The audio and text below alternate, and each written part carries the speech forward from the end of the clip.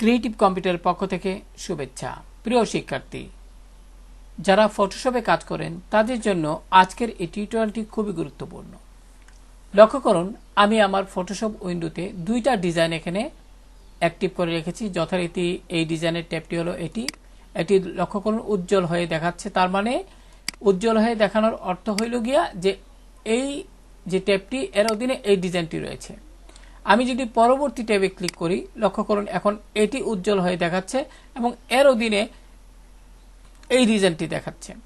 তো অনেক সময় আমাদের এমনও প্রয়োজন হয় যে আমরা এইভাবে দুইটা ডিজাইন যখন এইভাবে উপস্থাপন করি ফটোশপ উইন্ডোতে, তখন একটি ডিজাইন থেকে আরেকটি ডিজাইনে কোনো কিছু নেওয়ার প্রয়োজন হয়, কোনো অবজেক্ট নেওয়ার প্রয়োজন হয়। তো আমি যদি আপনাদের একটু বুঝিয়ে বলি, যেমন আমি যদি এমত অবস্থায় এই যে এখানে লক্ষ্য করুন যে ছবিটি আছে, এটি যদি আমি এখন এই যে ট্যাবটি আছে এই ছবিটিকে যদি আমি এখানে হাইড করে ফেলি,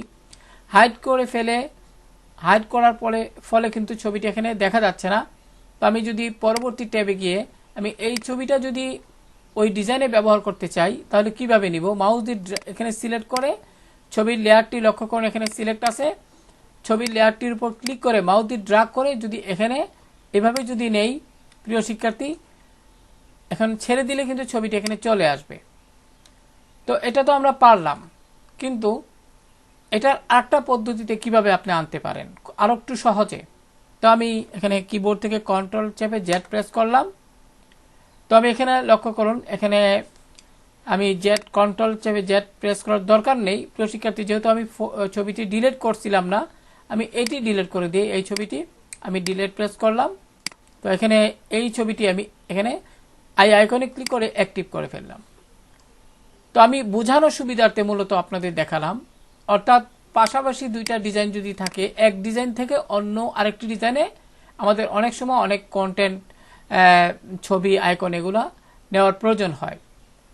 তো আপনি যদি এমত অবস্থায় দুইটা ডিজাইনকে পাশাপাশি আপনি উপস্থাপন করেন, তাহলে কিন্তু সহজেই কিন্তু আপনি ডিজাইনগুলাকে কি করতে পারবেন? মুভ করতে পারবেন। তো এই জন্য আপনি দুইটা ট্যাব, যেখানে দুইটা ট্যাব যেহেতু রয়েছে অর্থাৎ দুইটা ডিজাইন, সেক্ষেত্রে আপনি উইন্ডো মেনুতে যান, অ্যারেঞ্জের অধীনে টু ভার্টিক্যাল। আপনার এখানে যদি তিনটা ডিজাইন অ্যাক্টিভ থাকতো তাহলে আপনি দিতেন থ্রি আপ ভার্টিক্যাল। আশা করি বুঝতে পেরেছেন। যাই হোক, আমার এখানে যেহেতু দুইটা ডিজাইন, এখানে টু আপ ভার্টিক্যাল এটিতে ক্লিক করলাম।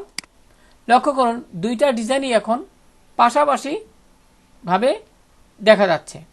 এমত অবস্থায় কিন্তু প্রিয় শিক্ষার্থী, আপনি যদি চান যে এই ছবিটি আপনি এই সিলেক্ট করে, অর্থাৎ এক্ষেত্রে আপনি একটি কাজ করতে পারেন, সহজে যেন ছবিটি সিলেক্ট করা যায়, এখানে মুভ টুলে ক্লিক করবেন এবং অটো সিলেক্ট করে এখান থেকে গ্রুপ থাকলে আপনি লেয়ার সিলেক্ট করে দিবেন।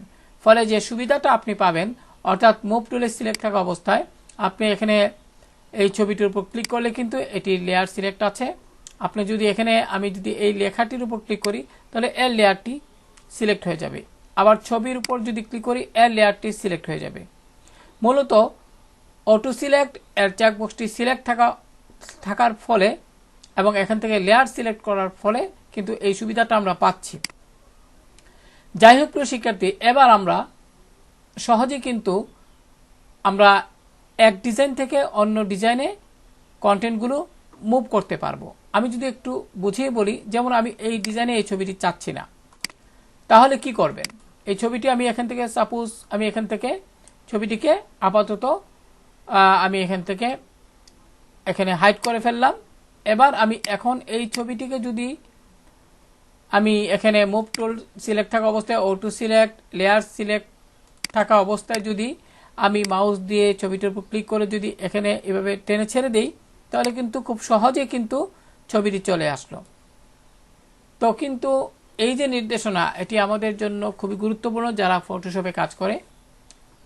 তো আশা করি আজকের এই টিউটোরিয়ালটি আপনাদের খুবই সহায়ক হবে। এখন আপনি যদি চান যে পূর্বের অবস্থায় ফিরিয়ে নিতে, তাহলে আপনি উইন্ডো মেনু থেকে অ্যারেঞ্জ থেকে আপনি এখান থেকে কি করবেন?